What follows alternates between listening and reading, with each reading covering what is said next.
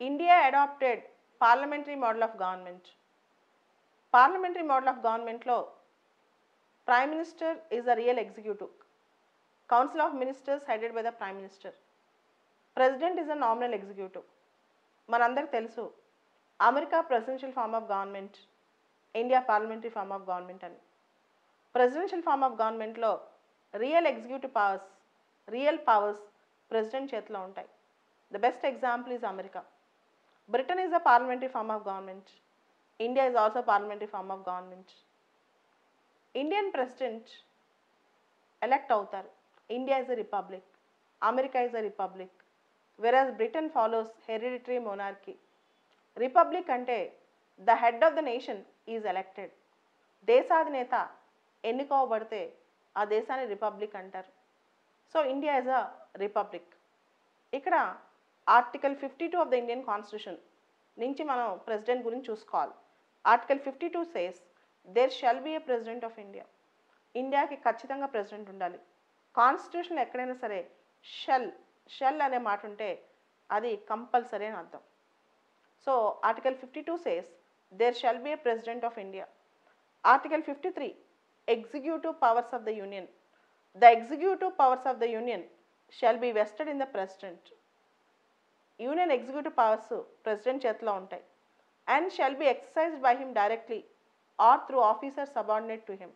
అంటే ప్రెసిడెంట్ స్వయంగా కానీ లేదా ఆఫీసర్స్ సపోర్ట్తో కానీ ఎగ్జిక్యూటివ్ పవర్ని ఎక్సర్సైజ్ చేస్తారు. So article 52 and 53. ఆర్టికల్ 52 అనేది there shall be a president of India.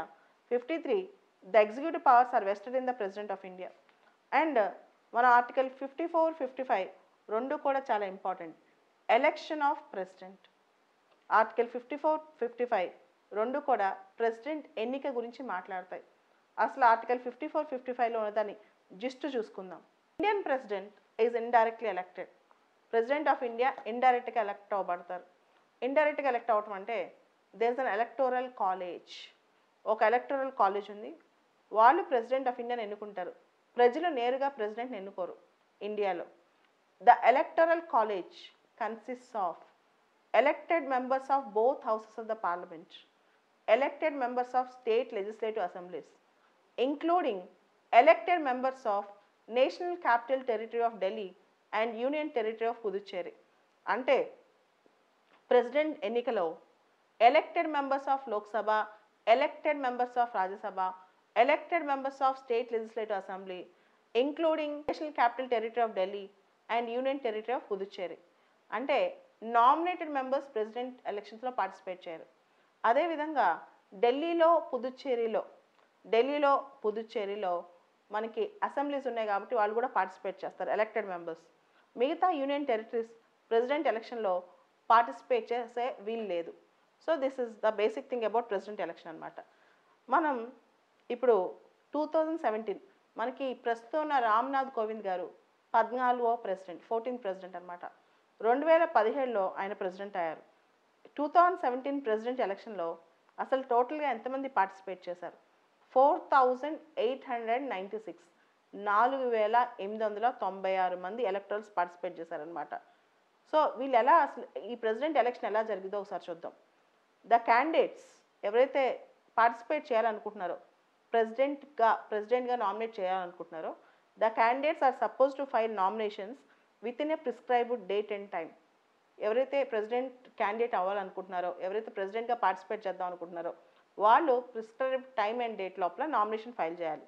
And ఇంతకుముందు ఈ రూల్ ఉండేది కాదు, కానీ ఈ మధ్య పెట్టారనమాట. ఇంతకుముందు ఈ రూల్ ఎందుకు ఉండేది కాదు? 1952, 57, 1962, 1967, 1969 ప్రెసిడెంట్స్ ఎలక్షన్లో విపరీతంగా నామినేషన్స్ వచ్చేసాయి. దాంతో election commission of India rule మార్చేసిందనమాట. ఎక్కువ మంది non serious candidates, weak candidates contest చేయకుండా, ఎవరికైతే అసలు ఓట్లు రావో వాళ్ళు కంటెస్ట్ చేయకుండా 1974 నుంచి 1974 నుంచి ఎలక్షన్ కమిషన్ ఆఫ్ ఇండియా ఒక రూల్ తెచ్చింది. మీరు ఇక్కడ ఒక విషయం గుర్తుపెట్టుకోవాలి, president election, vice president election ఇవన్నీ కండక్ట్ చేసేది కూడా ఎలక్షన్ కమిషన్ ఆఫ్ ఇండియా.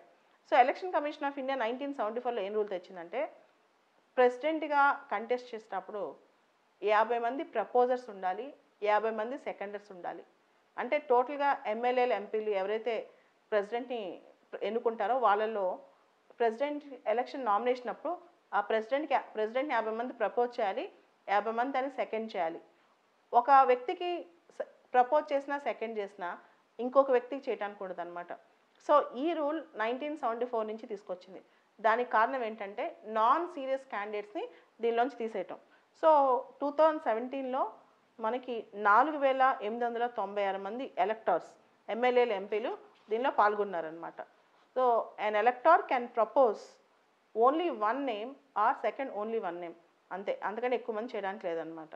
అయితే ఇక్కడ already we have discussed elected members of both houses of the parliament, elected members of state legislative assemblies. Nominated members participate చేయరు, only elected మెంబర్సే participate చేస్తారు. Now what is the value of vote of an MLA? MLA value of vote ఎంత? ఒక MLA president ఎన్నికలో vote చేసినప్పుడు ఆ value ఎంత? Value of vote of an MLA is equal to the total population of the state, ఆ రాష్ట్ర యొక్క జనాభా by total number of MLAs into 1/1000. ఇది చూస్తారు. అంటే ఆంధ్రప్రదేశ్ ఎమ్మెల్యే ప్రెసిడెంట్ ఎలక్షన్స్లో vote value, Telangana MLA vote value ఒకటి ఉండదు, స్టేట్కి మారుతుంటుంది. దానికి కారణం ఏంటంటే ఆ స్టేట్లో జనాభా, ఆ స్టేట్లో ఎమ్మెల్యే సంఖ్య. అంటే ఒక స్టేట్లో ఎమ్మెల్యే ఓటు వాల్యూ ప్రెసిడెంట్ ఎలక్షన్లో ఏంటి అంటే total number of population of the state by total number of MLAs into 1/1000. ఇది వేసి వాల్యూ తీస్తారు. సో ఒక స్టేట్కి ఇంకో స్టేట్కి ఎమ్మెల్యేస్ ఓట్ మారిపోతుంటుంది. తర్వాత value of vote of an MP. Value of vote an MP, Lok Sabha MP కానీ రాజ్యసభ ఎంపీ కానీ ఇద్దరు వాల్యూ ఆఫ్ ఓట్ ఒకటే. ఇది 2016లో 17లోనో 16లోనో ఫిలిమ్స్లో స్టేట్మెంట్ ఇచ్చాడు. ఐ థింక్ ఇన్ 2017 ఈ స్టేట్మెంట్ వచ్చిందనమాట. ఈ స్టేట్మెంట్ ఏంటంటే total value of votes of MPs is equal to all total value of MLAs votes. మొత్తం MLAs votes, total value of MLAs votes, MLA votes సంఖ్య టోటల్గా by total number of MPs. So Lok Sabha MP, Rajya Sabha MP అనమాట. Total MPs మొత్తం, total MPs మొత్తాన్ని కలిపి తీసుకుంటారు ఇక్కడ. So ఉదాహరణకి లోక్సభ ఎంపీస్ 540, రాజ్యసభ ఎంపీస్ 250 మంది ఉన్నారు టోటల్గా అనుకుందాం. ఆ టోటల్ వాల్యూ తీసుకుని పూర్తిగా టోటల్ ఎమ్మెల్యేస్ మొత్తం ఓట్ల సంఖ్య by Lok Sabha MPs plus Rajya Sabha MPs చూస్తారు. అంటే ఈజ్ ఈక్వల్ టు వచ్చేది ఒక వాల్యూ వస్తుంది. అంటే లోక్సభ ఎంపీ కానీ రాజ్యసభ ఎంపీ కానీ ఓటు వాల్యూ సమానం అనమాట. అదే ఎమ్మెల్యేస్ ఒక స్టేట్ నుంచి ఇంకో స్టేట్కి ఓట్ వాల్యూ డిఫర్ అవుద్ది. కానీ Lok Sabha MP, Rajya Sabha MP vote value differ అవ్వదు. ఎందుకంటే ఆ ఓట్ వాల్యూని ఎలా తీస్తారంటే total number of votes assign to MLAs by total number of MPs, Lok Sabha plus Rajya Sabha. So దాంతో Lok Sabha MP, Rajya Sabha MP vote value ఒకటే వస్తుంది అనమాట. అండ్ ఇక్కడ single transferable vote. The president of India shall be elected by proportional representation by means of single transferable vote. ఇక్కడ మీరు ఒక concept గుర్తుపెట్టుకోవాలి. ఇదేంటి అంటే బ్యాలెట్ పేపర్ ఉంటుంది ప్రెసిడెంట్ ఎలక్షన్లో. ఇవన్నీ కాదు, ఈవీఎంసీ ఉండవు, బ్యాలెట్ పేపర్ ఉంటుంది. ఈ బ్యాలెట్ పేపర్లో ఎంపీకేమో గ్రీన్ కలర్ బ్యాలెట్ పేపర్ ఇస్తారు, ఎమ్మెల్యేకేమో పింక్ కలర్ బ్యాలెట్ పేపర్ ఇస్తారనమాట. ఆ ఓట్ క్యాస్ట్ చేసేటప్పుడు ఒక స్పెసిఫిక్ పెన్ ఇస్తారు, ఆ పెన్తోనే ఓటు వేయాలి అనమాట. సో ఈ సింగిల్ ట్రాన్స్ఫరబుల్ ఓట్ అంటే పరిస్థితి ఏంటంటే మామూలుగా మన పార్లమెంట్ ఎలక్షన్స్లో చాలామంది ఓటేసి ఉంటారు. లోక్సభ ఎలక్షన్స్లో, స్టేట్ ఎమ్మెల్యే, మన కాన్స్టిట్యున్సీ ఎమ్మెల్యే ఎలక్షన్స్లో ఇక్కడ మనం ఏం చేస్తాం, వెళ్తాం, మనకి ఎవరు నచ్చితే వాళ్ళకి ఓటేసి వస్తాం. కానీ ప్రెసిడెంట్ ఎలక్షన్ అలా ఉండదు. First preference, second preference, third preference, fourth preference, ఇలా ప్రిఫరెన్స్లు ఉంటాయి అన్నమాట. మనం ప్రిఫరెన్స్ ఇచ్చుకోవచ్చు, మనకి ఫస్ట్ ఎవరి ఇష్టం, సెకండ్ ఎవరి ఇష్టం, థర్డ్ ఎవరి ఇష్టం, ఫోర్త్ ఎవరి ఇష్టం అని. ఉదాహరణకి ఏబిసిడి కంటెస్ట్ చేస్తున్నారు, మనకి డి అంటే ఫస్ట్ ఇష్టం అనుకోండి, డికి ఫస్ట్ ప్రిఫరెన్స్ ఇవ్వచ్చు. ఏ అంటే సెకండ్ ఇష్టం అనుకోండి, ఏకి సెకండ్ ప్రిఫరెన్స్ ఇవ్వచ్చు. అయితే అసలు ఏమీ ప్రిఫరెన్స్ ఇవ్వకుండా వస్తే ఓట్ ఇన్వాలిడ్ అవుద్ది. ఫస్ట్ ప్రిఫరెన్స్ ఇచ్చిన తర్వాత మిగతా ప్రిఫరెన్స్ ఇవ్వాలా వద్దా అనేది అది మన ఆప్షన్.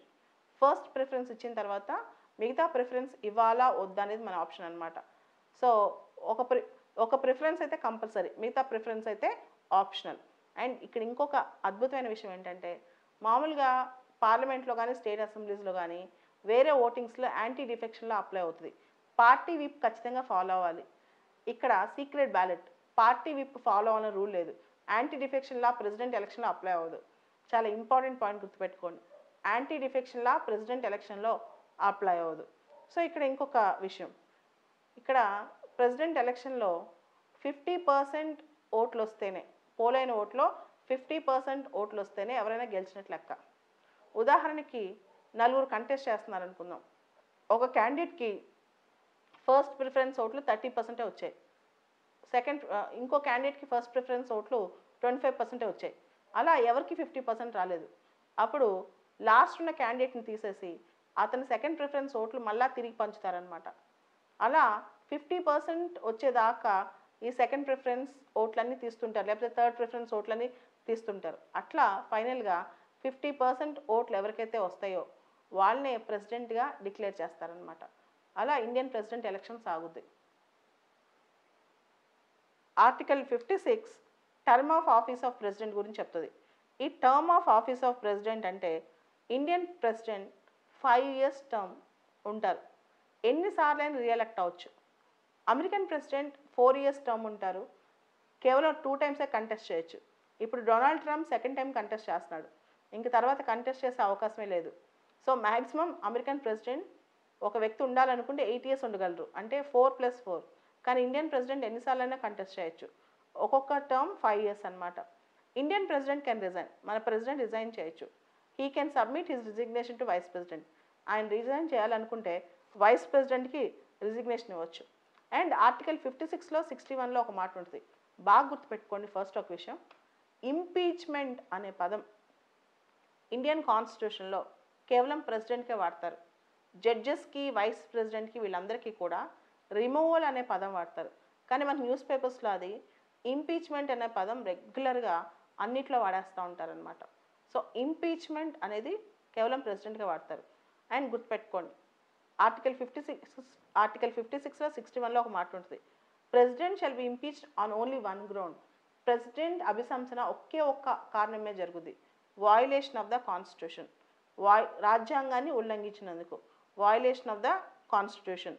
అండ్ ఇంకొకటి, president is eligible for reelection. President ఎన్నిసార్లు రీఎలెక్ట్ అవ్వచ్చు. ఇండియన్ కాన్స్టిట్యూషన్లో ప్రెసిడెంట్ రీఎలక్షన్ కాకూడదని ఎక్కడా బార్లేదు. ఇండియన్ ప్రెసిడెంట్ ఎన్నిసార్లు ఎలెక్ట్ అవ్వచ్చు అనమాట.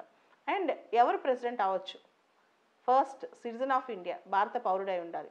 2 35 సంవత్సరాల వయసు దాటి ఉండాలి. 3 లోక్సభకి ఎన్నికయ్యే అర్హత కలిగి ఉండాలి. He should be qualified to get elected to house of people. And office of profit ఉండకూడదు, అంటే ఒక మినిస్టర్ ఆఫీస్ ఆఫ్ ప్రాఫిట్ అంటే బయట మిగతాన్ని రిజైన్ చేసేయాలి. అండ్ ఒక మినిస్టర్ కానీ, ఎంపీ కానీ, ఎమ్మెల్యే కానీ వీళ్ళు ఎవరైనా ప్రెసిడెంట్ అవుతే ప్రెసిడెంట్ అయిన క్షణం నుంచి, ఆ ఆఫీస్లోకి ఎంటర్ అయిన క్షణం నుంచి వాళ్ళు మిగతా ఆఫీసులన్నీ సీజ్ చేసినట్లు లెక్క. If a man is holding any position as an MP or minister, an MLA or anything, he will cease to hold such office on the day on which he entered into president's office. President office ఏ రోజైతే enter అవుతారో అప్పటి నుంచి cease అయినట్లు లెక్క అనమాట. And president shall not hold any office of profit. Office of profit గురించి next చెప్తాను. President shall not hold any office of profit. అసలు ఆఫీస్ ఆఫ్ ప్రాఫిట్ అంటే ఏంటనేది ఎక్కడ డిఫైన్ చేయలేదు. కానీ ఏ ఆఫీస్ అయితే కాన్ఫ్లిక్ట్ ఆఫ్ ఇంట్రెస్ట్ తీసుకొస్తుందో, ఏ ఆఫీస్ అయితే సపరేషన్ ఆఫ్ పవర్స్ విరుద్ధంగా ఉంటుందో, ఏ ఆఫీస్ అయితే కొంతవరకు మానిటరీ బెనిఫిట్ తీసుకొస్తుందో, ఇవన్నీ క్రైటీరియా చూస్తారు. ఆఫీస్ ఆఫ్ ప్రాఫిట్ అంటే కేవలం డబ్బులు వచ్చే ఉద్యోగం మాత్రమే కాదు. And according to article 61 president can be impeached. President impeachment process అనేది ఆర్టికల్ 61లో ఉంది, బాగా గుర్తుపెట్టుకోండి. Article 61, the impeachment of president can start either in Lok Sabha or in Rajya Sabha. Impeachment resolution అనేది, ఇంపీచ్మెంట్ తీర్మానం అనేది లోక్సభలో పెట్టొచ్చు, రాజ్యసభలో పెట్టొచ్చు. And 1/4 of the total strength of the house, ఏ సభలో అయితే పెట్టారో ఆ సభలో 1/4 మంది నోటీస్ ఇవ్వాలి. ఆ నోటీస్ ఇచ్చిన ఆ సభాధ్యక్షుడికి నోటీస్ ఇచ్చిన తర్వాత, if it is Lok Sabha to the speaker, if it is Rajya Sabha to the chairman, notice ఇచ్చిన తర్వాత 14 రోజుల లోపల ఆ రెజల్యూషన్ మీద ఓటింగ్ జరుగుద్ది. ఏ సభలో స్టార్ట్ చేస్తే ఆ సభలో ఓటింగ్లో 2/3 of the absolute majority of the house, అంటే ఒక హౌస్ టోటల్ స్ట్రెంగ్త్లో 2/3 మంది దాన్ని ఓట్ వేయాలి, దానికి సపోర్ట్గా. సో ఆ సభలో పాస్ అయిపోయిన తర్వాత ఆ తీర్మానం నెక్స్ట్ సభకి వెళ్తుంది.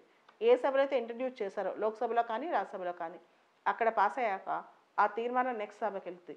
ఆ తర్వాత వచ్చిన సభలో ఇక్కడ ఒక మాట ఉంటుంది అనమాట.